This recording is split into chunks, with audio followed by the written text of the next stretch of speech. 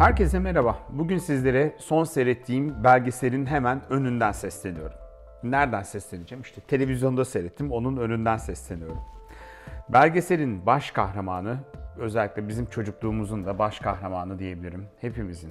İster Türkiye'de ol, ister Ankara'da ol, ister burada New York'ta, Amerika'da ol, bütün dünyanın çocuklarının, gençlerinin, teenagerlarının hayran olduğu Michael Jackson. Michael Jackson 2009 yılında aramızdan ayrıldı. Onun aramızdan ayrılışının 10 yıl sonrasında bu yıl ilk kez Sundance Film Festivali'nde, burada yapılan Amerika'da yapılan bir film festivalinde, bağımsız film festivalinde 4 saatlik bir belgesel yayınlandı. Belgeselin adı Living Neverland. Ve artık büyümüş ama Michael Jackson'la beraber büyümüş olan iki çocuk kendi hikayelerini anlatıyor. Ne var bu hikayelerde? Kısaca diyorlar ki, efsane popçu bize 6 yıl, 7 yıl boyunca cinsel tacizde bulundu. Bir nevi kendisi pedofildi ve sadece ikimiz değil, bütün çocuklara, yanındaki bütün çocuklara da bize yaptığı aynı şeyleri yaptığını düşünüyoruz dediler.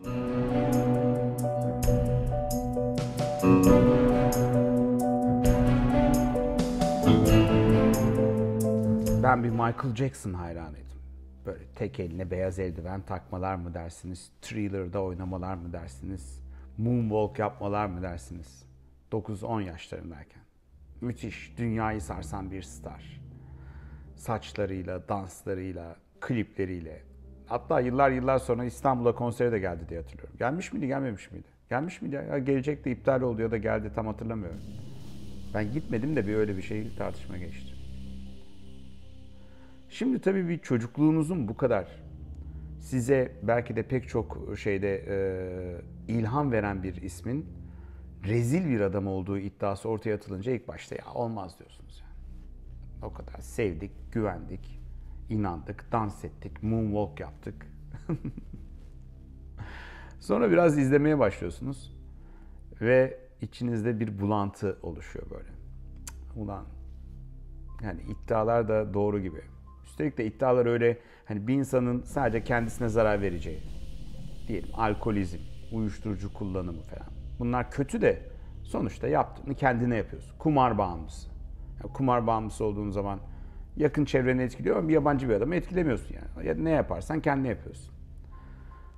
Fakat iddialar çok iğrenç. Pedofil, tecavüz, taciz.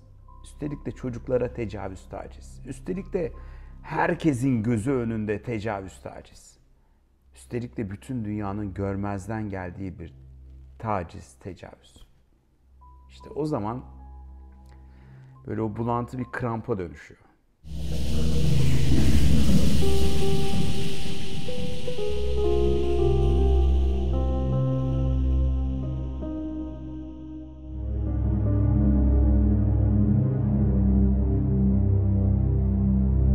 Bize de aynı hikayeyi sattılar. Medya. Neverland diye yaşayan, Neverland diye bir vadide yaşayan bir tane büyümeyen bir çocuğun hikayesi. Michael Jackson, acıların çocuğu. Nedir? 6 yaşından beri sahnelerde. Sanki benim için sahnelerde. Sahnelerde de adam dünya starı. Affedersiniz, acayip para kazanmış yani. Ama öyle değil. Ah büyümeyen çocuk, vah büyümeyen çocuk. İşte o büyümeyen çocuğun çocuklara yönelik hoyratlığını, tacizini, tecavüzünü duyunca ulan yuh be diyorsunuz yani. Yuh bize bunu satan medyaya, yuh bunu bize pazarlayan ana akım dediğimiz o eğlence sektörüne ve büyük bir yuh da bize, buna inanan bizlere.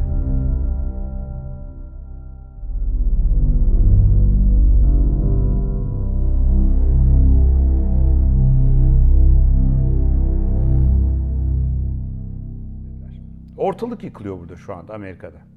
Düşünsenize 2 milyar dolarlık, yani ölümünden 10 yıl sonra bile 2 milyar dolarlık bir imparatorluğun, efsanenin çöküşünü izliyoruz hep beraber.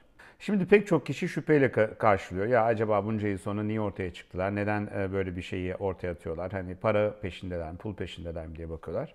Ama belgesel o kadar güçlü ki ve çocukların anlattıkları, daha doğrusu artık eşek kadar adam olmuşlar ama onların, ailelerinin anlattıkları birbirine o kadar benzeşiyor ki sadece ikisinin değil, Michael Jackson'ın, hani böyle çocuklarla böyle etrafında hep çocukları gördüğünüz Michael Jackson'ın Onlarca belki yüzlerce çocukla aynı şekilde ilişki, daha doğrusu pedofil bir taciz, tecavüzde bulunduğunu tahmin edebiliyorsunuz. Diyeceksiniz ki ya amma ön yargılısın. Değil mi ön yargılı? Çünkü durduk yere bunlar ortaya çıkmıyor.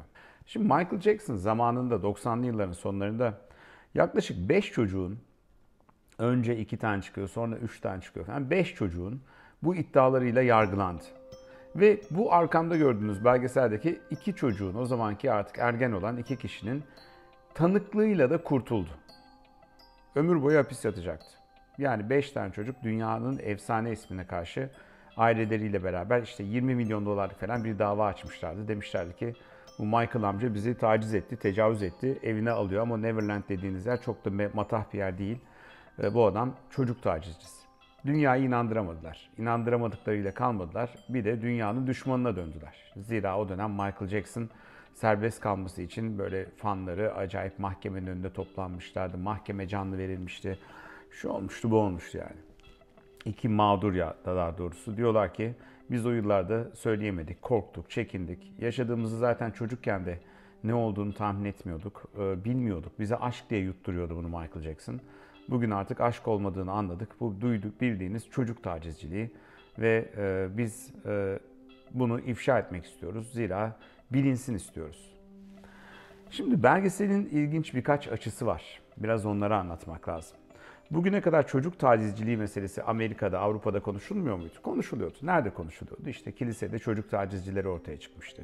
İngiltere'de mesela bir radyocunun, ünlü bir radyocunun ölümünden sonra pedofil olduğu, etrafında ki birkaç arkadaşıyla İngiltere'de yüzlerce, binlerce çocuğu taciz, tecavüz ettikleri ortaya çıkmıştı. Büyük skandala dönüşmüştü. Şimdi Michael Jackson'la ilgili zaten şuyu vukuundan beter bunlar, bu iddialar vardı. Nasıl olmasın yani? Tuhaf bir adam.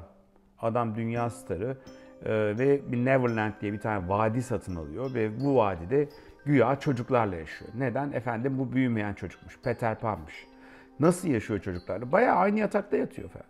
Bir düşünsenize eşek kadar adam birisinin çocuğuyla aynı yatakta yatıyor. Bir gün 2 gün de değil o. 300, 500 yani hayatı boyunca yatıyor yani.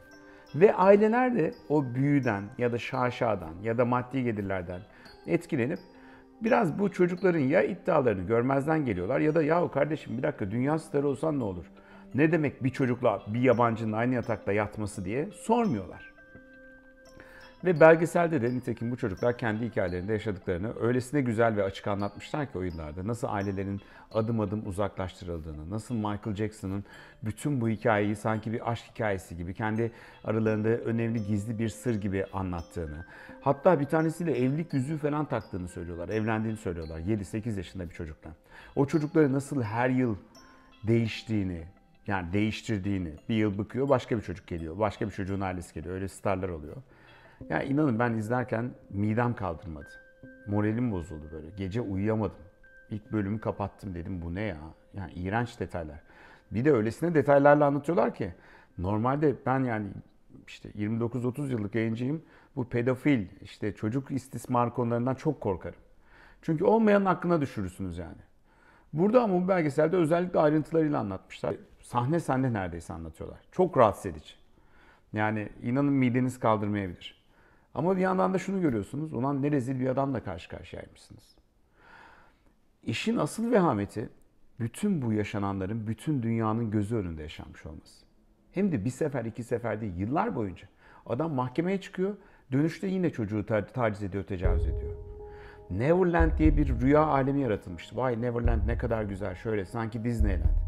Adam böyle 20 ayrı nokta tarif ediyor vadinin içinde. Şurada da bana tecavüz etti, şurada da beraber olduk, burada da bunu yaptık. Ne zaman? Daha 7 yaşında, 8 yaşında çocukken. Korkunç detaylar. Neymiş? Büyümeyen çocukmuş. Niye çocukluğunu yaşayamamış? Böyle bir saçmalık olabilir mi ya? Düşünsenize bir adam dünyanın karşısında yıllarca çocuklarla aynı yatakta bilmem ne yaparak, şey yaparak, mahkemelere çıkarak, oradan yırtarak hep de aynı iddiayla. Yani hiç kimse de hiçbir zamanda bir kadın gelip ya bu Michael Jackson bana tecavüz etti demiyor. Rastlantı bu ya. Hep çocuklar geliyor diyorlar. Bak bak bak. Rastlantıya bak.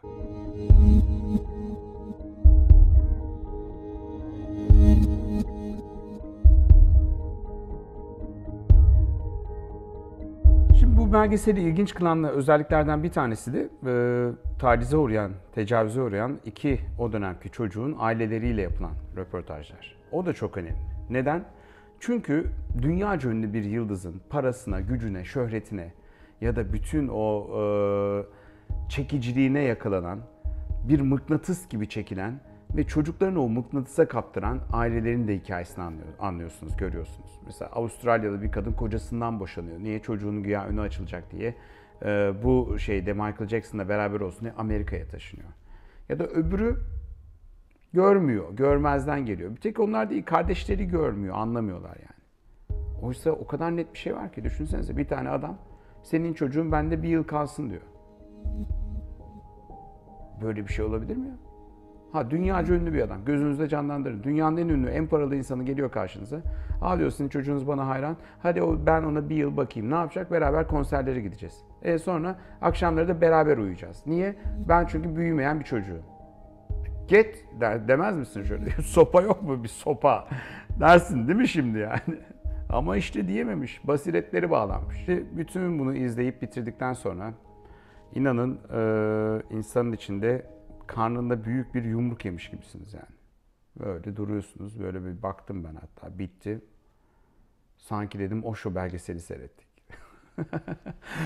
Şimdi Osho'cuları anladım bak. Osho'nun hani Wild Country'yi seyrettikten sonra bir kalıyorlar ya böyle. Ulan bir dakika, yani bu kadar her şeyi bunun üzerine kurduk. Osho şeyi açtık, bilmem ne açtık. Her şey yalan çıktı hadi. Adamlar böyle midesine bir yumruk yemiş gibi oturuyorlar ya. Hele ben yayını yapınca da bana kızıyorlar, köpürüyorlar. Osho'yu anlatınca o belgesel üzerinden. Ben de aynı duruma düştüm. Allah kimseyi düşürmesin bu duruma. Gerçekten mideme böyle bir yumruk yemiş gibi oldum. Ulan hadi ya, bizim Michael'a bak abi. Biz moonwalk yapıyor diyorduk, adam yemediği halt kalmamış dedik yani. Hem de bunu kurumsallaştırmış. Bitince şunu düşündüm. Artık istediğin kadar ünlü ol. Ne kadar ünlü olursan ol. Ne kadar güçlü olursan ol. Her konuda. Öyle bir çağa girdik ki artık. Gerçek her türlü o şeyden kuleleri, çünkü bakıyorsunuz kağıttan, böyle iskambil kağıdından kuleleri böyle bir üfürükle yıkıp geçer. İnanın şöyle samimiyetle insanların itiraflarını dinleyin. Etrafınızdaki yetişmiş arkadaşlarınızın pek çoğunun başından çocukluğunda tecavüz demeyeyim ama bu tür hoşa gitmeyecek hani davranışların hem de çok yakın çevrelerinden geldiğini, yaşandığını görüyorsunuz. Bütün dünyada böyle. Biraz da bu konuya dikkat çekmek istedim. Çocuklarınız eğer size bu konuyla ilgili bir şey diyorlarsa kulak kabartın. Görmezden gelmeyin. Geçiştirmeyin. Bu konu dediğim gibi çok hassas ve özel bir konu.